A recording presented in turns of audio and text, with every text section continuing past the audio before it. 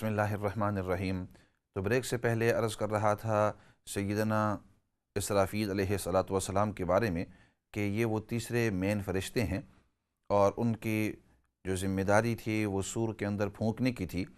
اب ان کے بعد جو ہے جو چوتھے نمبر کے اوپر جو اہم فرشتے ہیں، جو سینئر فرشتے ہیں، وہ ہیں ملک الموت۔ ملک الموت یعنی موت کے ذمہ دار فرشتے، اور ان کو قرآن کریم نے یہ نام دیا ہوا ہے۔ احادیث مبارکہ کے اندر نبی کریم صلی اللہ علیہ وسلم نے ان کو اس نام سے پکارا ہے۔ چنانچہ قرآن کریم کے اندر اللہ رب العزت کا ارشاد ہے، قُلْ يَتَوَفَّاكُمْ مَلَكُ الْمَوْتِ الَّذِي وُكِّلَ بِكُمْ ثُمَّ إِلَىٰ رَبِّكُمْ تُرْجَعُونَ۔ قُلْ يَتَوَفَّاكُمْ، اے نبی پاک صلی اللہ علیہ وسلم آپ ان لوگوں سے کہہ دیجئے کہ ان کو ملک الموت وفات دیتے ہیں، مطلب اللہ رب العزت نے حکم دیا ہے ملک الموت کو، اور ملک الموت ان کے پاس جاتے ہیں اور ان کی جو روح ہے وہ نکال دیتے ہیں۔ جب روح انسان کی نکل جاتی ہے تو انسان فوت ہو جاتا ہے، اور یہ صرف انسانوں کے لیے نہیں بلکہ انسانوں کے لیے بھی، جنات کے لیے بھی، حیوانات کے لیے، پرندوں کے لیے، چرندوں کے لیے، درندوں کے لیے، جتنی بھی یہ لائف سٹاک ہے، اللہ رب العزت نے ان جس چیز کے اندر روح رکھی ہوئی ہے، روح جس چیز کے اندر ہے، ملک الموت ان کی روح کو نکالتے ہیں۔ اب جیسے میں نے عرض کیا تھا کہ ملک الموت ایک ہی فرشتے کا نام ہی نہیں ہے، بلکہ ملک الموت جو ذمہ دار ہیں ان کے ماتحت بہت سارے فرشتے ہیں۔ تو ملک الموت ان کے جو رہنما ہیں، جو ان کے رئیس ہیں، ان کے جو لیڈر ہیں، ان کا نام ہے۔ جیسے سیدنا میکائیل علیہ السلام کے بارے میں عرض کیا تھا کہ میکائیل علیہ السلام نے اپنے ساتھ بہت سارے دوسرے فرشتوں کو رکھا ہے جو بارش کا نظام سنبھالتے ہیں اور رزق کا نظام سنبھالتے ہیں۔ تو اسی طرح ملک الموت نے اپنے ساتھ بہت سارے فرشتوں کو رکھا ہوا ہے، اور ان فرشتوں کو اللہ رب العزت کی اجازت سے حکم دیتے ہیں اور وہ حکم کے مطابق اس روح کو نکال دیتے ہیں۔ اب تمام کے تمام جو فرشتے ہیں ان کا ایک کام ہے، یہ جتنے بھی ملک الموت کے ماتحت جتنے بھی فرشتے ہیں ان تمام کا تمام ایک کام ہے کہ اس شخص کے پاس یا اس انسان کے پاس یا اس جنات کے پاس، جن کے پاس یا حیوان کے پاس یا پرندے کے پاس یا درندے کے پاس، جس کے پاس بھی، ادھر جا کر اس کی روح نکالنا مقررہ وقت کے اوپر۔ اللہ رب العزت نے ایک مقررہ وقت، ایگزیکٹ وقت دیا ہوا ہے، اور اس ایگزیکٹ وقت کے اندر وہ وہاں جاتے ہیں، اور وہاں جا کر نہ ایک گھڑی آگے نہ ایک گھڑی پیچھے، الی اجل مسمی، مقررہ وقت، اس کا ایگزیکٹ وقت ہوتا ہے، اور اس وقت کے اوپر جا کر اور اس وقت کے اوپر اس کی روح نکال دیتے ہیں۔ نہ ایک سیکنڈ اس کی زندگی چھوٹی ہوتی ہے اور نہ اس چیز کی، اس شخص کی ایک سیکنڈ زندگی لمبی ہوتی ہے۔ روایت میں آتا ہے کہ ابتدا کے اندر ملک الموت جو ہیں وہ نظر آتے تھے، ابتدا کے اندر وہ نظر آتے تھے، بلکہ سیدنا موسیٰ علیہ السلام کے پاس جب تشریف لائے، روایات میں آتے ہیں احادیث مبارکہ کے اندر، تو سیدنا موسیٰ علیہ السلام نے پوچھا کہ تم کون ہو؟ تو انہوں نے عرض کیا، کیونکہ نبی کا درجہ فرشتوں سے اونچا ہوتا ہے، تو فرشتوں سے اس ملک الموت سے پوچھا کہ تم کون ہو؟ تو انہوں نے عرض کیا کہ میں اللہ کی طرف سے آیا ہوا ہوں اور میں آپ کی روح نکالنے کے لیے آیا ہوں۔ ابھی تک چونکہ وقت مقرر نہیں تھا، وقت تھوڑا سا باقی تھا، تو سیدنا موسیٰ علیہ السلام جلال کے اندر آ گئے۔ انبیاء علیہ السلام کے بارے میں ہم غصہ نہیں کہتے، ادب کے لفظ ہوتے ہیں کہ جلال کے اندر آ گئے، تو موسیٰ علیہ السلام نے ان کو زور سے مارا، جس کی وجہ سے روایات میں آتا ہے کہ ان کی آنکھ جو ہے ملک الموت کی، وہ آنکھ نکل آئی۔ اب اللہ رب العزت کی یہاں گئے۔ اللہ رب العزت تو علام الغیوب ہیں، تمام چیزوں کو جانتے ہیں اور ہر چیز سے خوب واقف ہیں، لیکن اس کے باوجود یہ امت کو بتلانے کے لیے، مخلوق کو بتلانے کے لیے یہ ایک ماجرا، ایک واقعہ اس انداز کے اندر پیش آیا، تو ملک الموت سیدنا موسیٰ علیہ السلام سے واپس آئے، اللہ رب العزت کی یہاں شکایت کی، فرمایا یا اللہ، جس کا مفہوم ہے حدیث پاک کا کہ یا اللہ میں آپ کے اس بندے کے پاس گیا تھا ان کی جان لینے کے لیے، انہوں نے میرے اوپر اس طرح سختی کی اور مجھے اس طرح مسئلہ پیش آ گیا۔ اللہ رب العزت نے فرمایا کہ موسیٰ علیہ السلام کے پاس جاؤ اور یوں کہو کہ اے موسیٰ، آپ ایک بیل کے اوپر اپنا ہاتھ پھیرو اور آپ کے ہاتھ کے نیچے جتنے بھی بال آتے ہیں اتنے آپ کے ہاتھ کے نیچے جتنے بھی بال آئیں گے، ہر بال کے بدلے میں آپ کو ایک سال زندگی ملے گی۔ چنانچہ موسیٰ علیہ السلام کے سامنے آئے اور اس طرح عرض کیا کہ اللہ رب العزت کی طرف سے پیغام ہے کہ اگر آپ زندہ ہی رہنا چاہتے ہیں اس دنیا کے اندر اور آپ کو جانا نہیں ہے اور آپ کو ادھر ہی رہنا ہے، تو آپ اس انداز کے اندر کرو کہ آپ کسی بیل کے اوپر اپنا ہاتھ پھیر دو اور ہاتھ کے نیچے جتنے بھی بال آئیں گے اتنے سال اللہ رب العزت آپ کو اور بھی زیادہ زندگی دیں گے۔ موسیٰ علیہ السلام نے پوچھا کہ پھر اس کے بعد دوبارہ پھر بھی موت آئے گی؟ پھر اس کے بعد بھی موت آئے گی؟ فرمایا ہاں، اتنے سال رہنے کے بعد پھر بھی موت آئے گی۔ کل نفس ذائقۃ الموت، ہر نفس کو موت کا مزہ ضرور چکھنا ہے۔ اس چکھنے کے بغیر کوئی اس دنیا کے اندر رہ نہیں سکتا، اس کو موت کے ساتھ واسطہ پڑ نہیں ہے۔ موسیٰ علیہ السلام نے فرمایا کہ جب اس وقت بھی موت آئے گی اتنے سالوں کے بعد اور اب بھی موت آ سکتی ہے، تو بہتر ہے کہ مجھے ابھی ہی لے جاؤ تاکہ میں اپنے رب کے ساتھ ملاقات کر سکوں۔ تو اس وقت موسیٰ علیہ السلام کو ملک الموت نظر آ رہے تھے۔ اسی طرح واقعہ پیش آتا ہے کہ ایک مرتبہ سلیمان علیہ السلام اپنے تخت کے اوپر، اللہ رب العزت نے بادشاہت نصیب کی تھی، جیسے پچھلی قسطوں کے اندر ہم نے عرض کیا، جب انبیاء علیہ السلام کے مختصر واقعات عرض کر رہا تھا تو اللہ رب العزت نے سلیمان علیہ السلام کو تخت نصیب کیا، اور دیکھا ایک مرتبہ کہ ایک شخص وہاں آئے اور بیٹھے ہوئے ہیں اور بڑے گھور گھور کر دیکھ رہے ہیں، اور سلیمان علیہ السلام کی مجلس کے اندر ایک دوسرے شخص بھی بیٹھے ہوئے تھے۔ اب وہ شخص جو دوسرے آدمی تھے وہ کسی دور کے علاقے سے آئے ہوئے تھے، مہمان ہونے کے حیثیت سے، مہمانی کے طور پر۔ سلیمان علیہ السلام سے عرض کیا کہ اے سلیمان علیہ السلام، یہ شخص آئے ہوئے ہیں، پتہ نہیں کون ہے، لیکن مجھے بڑے گھور گھور کر دیکھ رہے ہیں، بڑے عجیب انداز کے اندر دیکھ رہے ہیں، مجھے ڈر لگ رہا ہے۔ سلیمان علیہ السلام نے ان کو بڑی تسلی دی کہ کوئی بات نہیں، فکر کرنے کی بات نہیں ہے، کیونکہ سلیمان علیہ السلام کو پتہ تھا کہ یہ تو ملک الموت ہیں، یہ تو ملک الموت ہیں۔ تو سلیمان علیہ السلام نے فرمایا فکر کرنے کی بات نہیں۔ انہوں نے کہا نہیں، میں گھبرا گیا ہوں، ایسے کرو کہ مجھے جلد از جلد جو میرا موقع ہے، جو میرا مقام ہے، جہاں میں رہتا ہوں، وہاں جلد از مجھے پہنچا دو۔ چنانچہ سلیمان علیہ السلام کی ماتحت وَسَخَّرْنَا لَهُ الرِّيحَ تَجْرِي بِأَمْرِهِ رُخَاءً حَيْثُ أَصَابَ، سلیمان علیہ السلام کے حکم سے جو ہوائیں تھیں وہ ہوائیں چلا کرتی تھی۔ سلیمان علیہ السلام نے ہوا کو حکم دیا، ہوا نے اس کو اٹھایا اور سیکنڈوں منٹوں کے اندر اس کو 100 کے 100 میل اس جگہ کے اندر پہنچا دیا جہاں ان کا گھر تھا۔ وہاں پہنچے تھوڑی دیر کے بعد، چونکہ ان کی موت کا وقت آیا ہوا تھا، وہاں فوت ہوئے، دنیا سے رخصت ہو گئے۔ خیر، واقعہ تو ادھر ختم ہو گیا۔ کسی اور موقع کے اوپر سلیمان علیہ السلام کی ملاقات ہوئی ملک الموت کے ساتھ۔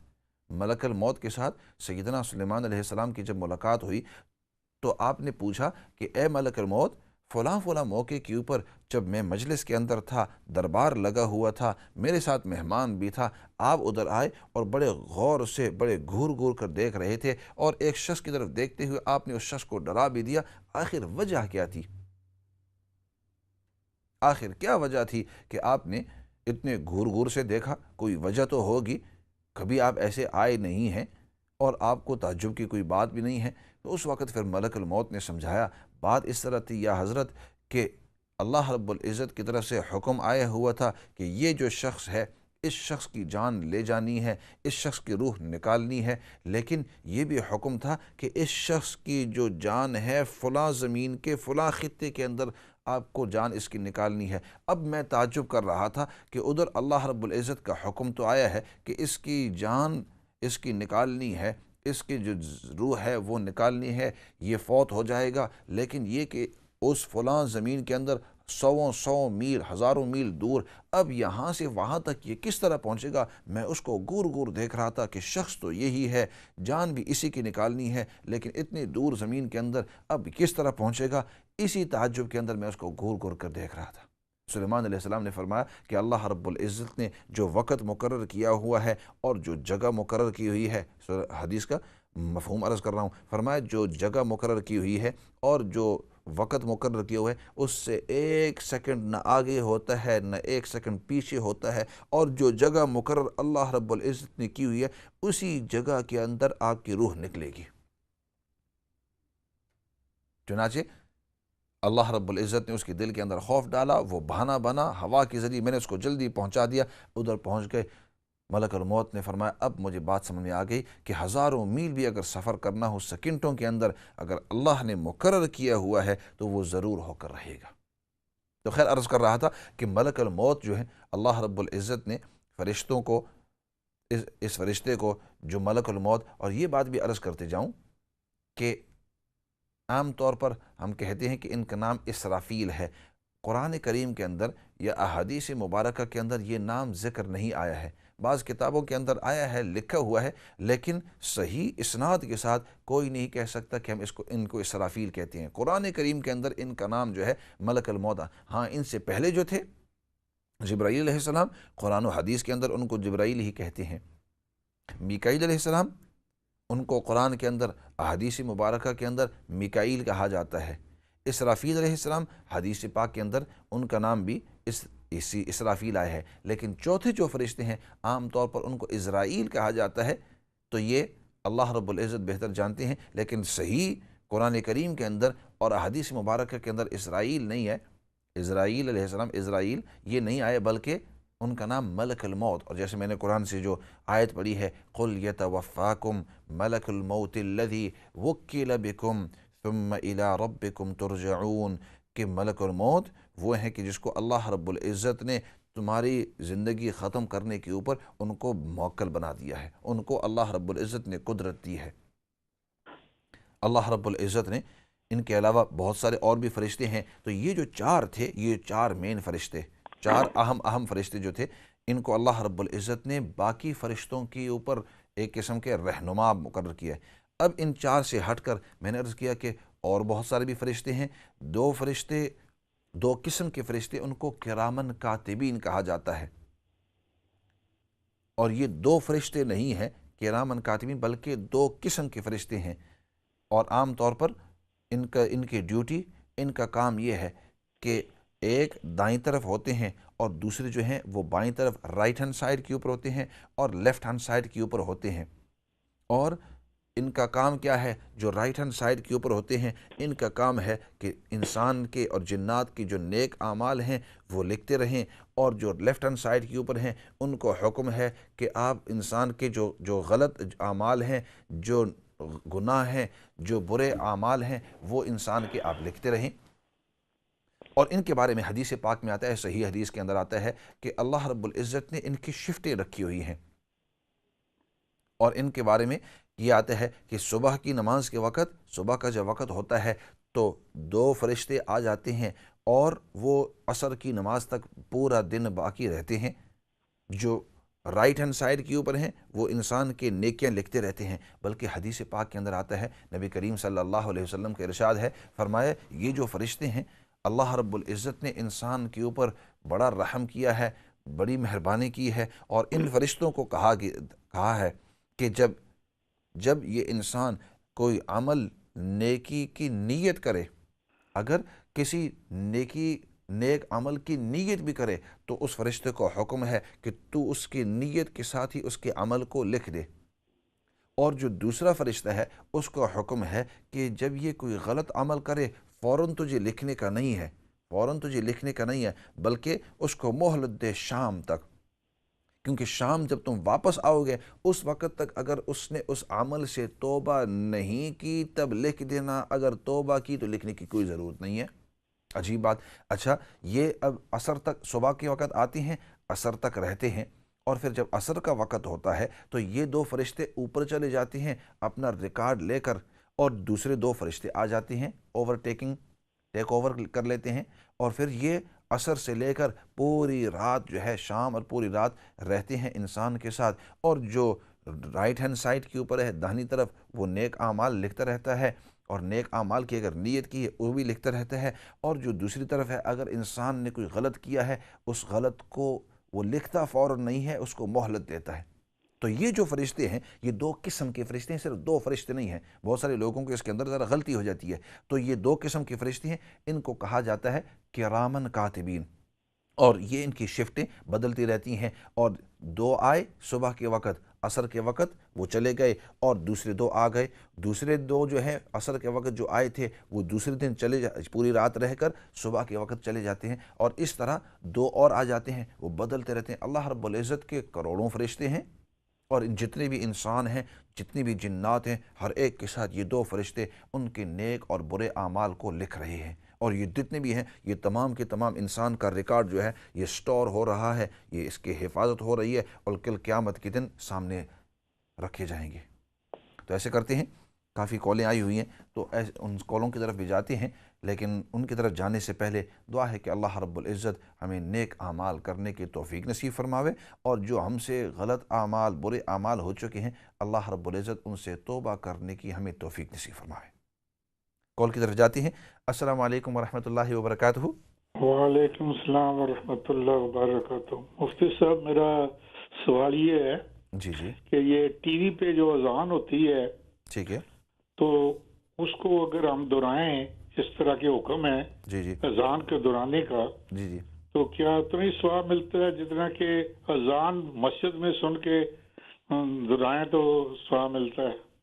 ٹھیک ہے جی، اچھا سوال کیا آپ نے، اور جی، انشاءاللہ ضرور اس کا میں کیونکہ ہم تو ٹی وی پہ، میں معذور آدمی ہوں تو میں تو ٹی وی دیکھتا ہوں، اور میں تو مسجد جا نہیں سکتا تو میں ٹی وی پر ہی دہراتا ہوں۔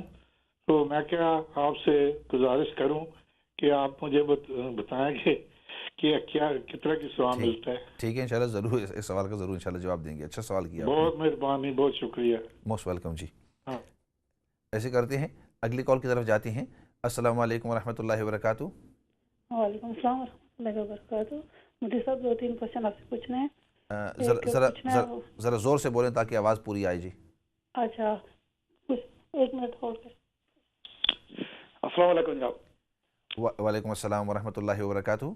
وعلیکم السلام ورحمۃ اللہ وبرکاتہ۔ اچھا، آپ سے پہلے ایک کال تھی، غالباً وہ ڈراپ ہو گئی ہے، ان سے میں دوبارہ عرض کروں گا کہ آپ دوبارہ فون کر لو۔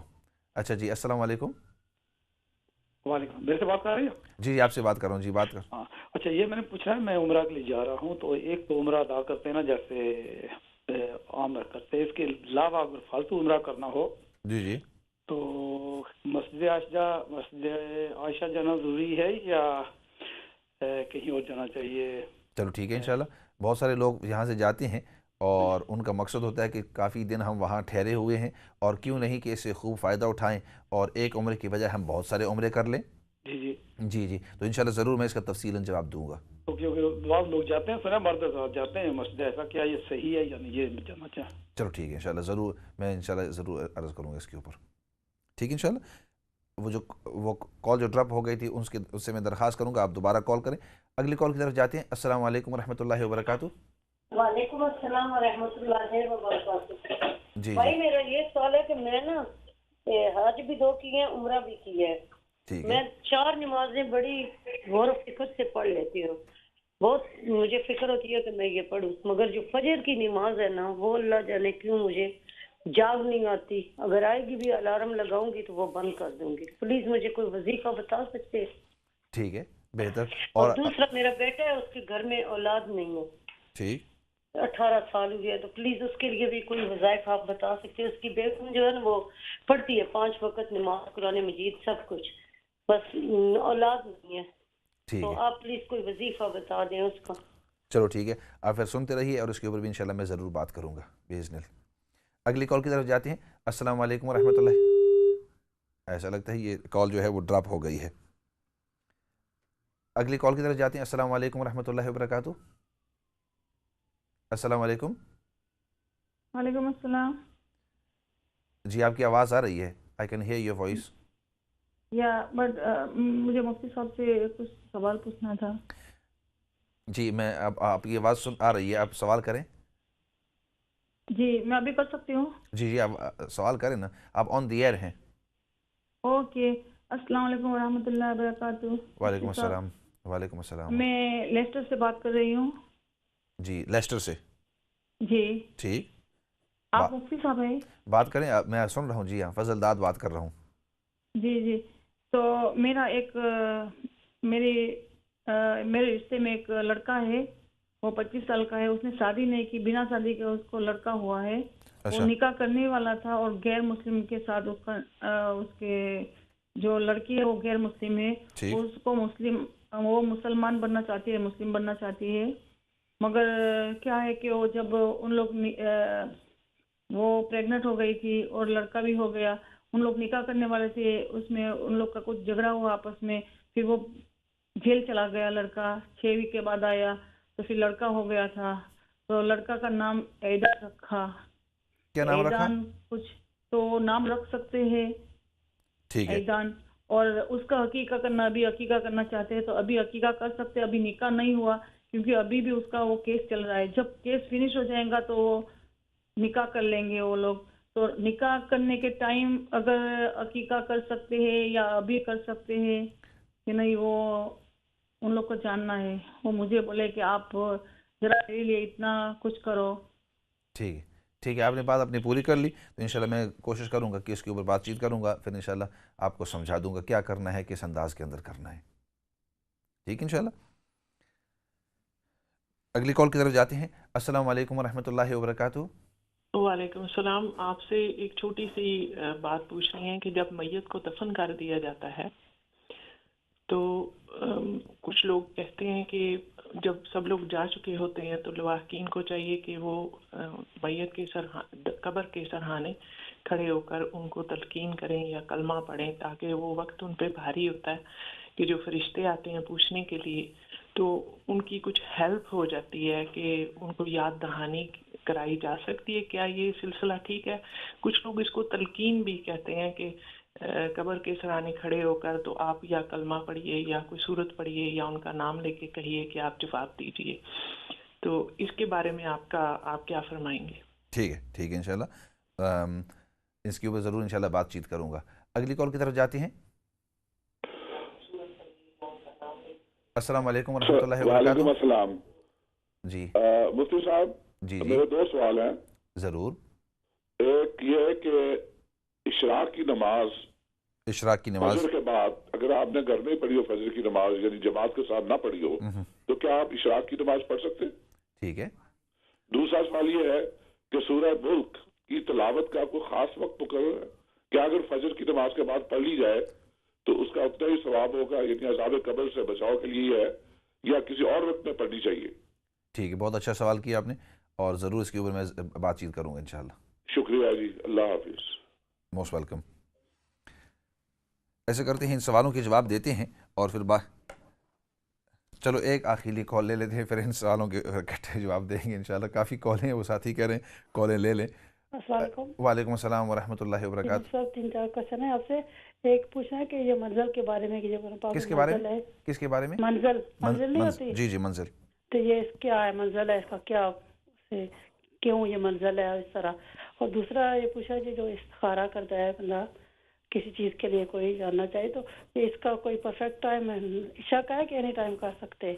کوئی بہت بیمار ہو تو اینی ٹائم کر سکے. اور تیسرا یہ جو نماز بندہ صبح پڑھتا ہے فجر کی بھی اشراق کی پڑھے نفل وغیرہ، جی، تو اس کے بعد 1.5 آور کے بعد چاشت کی پڑھ سکتا ہے کہ نہیں؟ اچھا ٹھیک ہے. کتنی دیر کے بعد؟ کہ تقریباً آج کل جیسے سورج 6:45 بجے نکل رہا ہے، بندہ 1.5 گھنٹے کے بعد چاشت کی پڑھ لے. اس میں بندہ پڑھ رہا ہوتا ہے تو چلو بندہ چاشت کے نفل بھی پڑھ لے. اور کتنے نفل پڑھنے چاہیے؟ 2 4 کتنے نفل چلو ٹھیک ہے ہونے چاہیے؟ بہتر انشاءاللہ. ٹھیک ہے، ٹھیک ہے انشاءاللہ بہتر. ان سوالوں کی انشاءاللہ ضرور میں کوشش کروں گا جواب دینے کی انشاءاللہ. ایسے کرتے ہیں، یہ کافی سوالات ہو گئے ہیں، بریک کے لیے چلے جاتے ہیں اور پھر بریک کے بعد پھر انشاءاللہ ان سوالوں کے اکٹھے جتنے بھی ہیں وہ جواب دے دیں گے. تو فی الحال بریک کی طرف جاتے ہیں.